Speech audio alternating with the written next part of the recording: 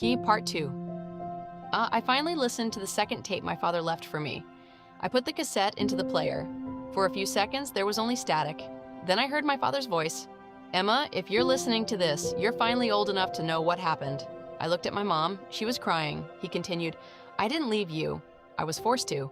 Then he explained everything. When I was born, my father had gotten into serious debt trying to pay for my mother's medical treatment. He borrowed money from someone he trusted. That person eventually demanded the money back. My father couldn't pay. They threatened to hurt our family. So my father made a decision. He disappeared. Not because he wanted to leave us, but because he believed that if everyone thought he'd abandoned us, they'd stop looking for him. My mother knew the truth, but she agreed to pretend he had left, because it was the only way to keep me safe. Then my father's voice became quieter. "I know you're probably angry at me, but every birthday I bought you a gift. I just never got to give them to you." I looked at my mom. She walked to an old closet and pulled out a cardboard box. Inside were 17 birthday gifts, one for every birthday I'd had without him. My hands were shaking. The first one was from when I turned 5, a little stuffed bear. The next was a children's book, then a bracelet, a camera, a necklace, small things, nothing expensive. But each one had a handwritten note. "I hope she likes this. She probably loves drawing by now. I wonder what she looks like at 12. The last gift was for my 17th birthday. My mother had never given it to me. I opened it. Inside was a framed photograph. It was a picture of me as a baby.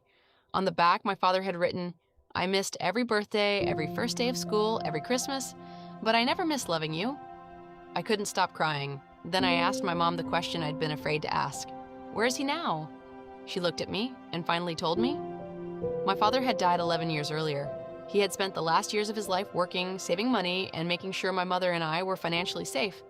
The second tape had been recorded shortly before he died. He knew he'd never get the chance to explain himself. At the very end of the recording, his voice said, "Emma, if you ever hear this, please don't spend your life wondering why I left. I left because I loved you enough to stay away. And if you ever think I forgot you, look at the box." I remembered every single year.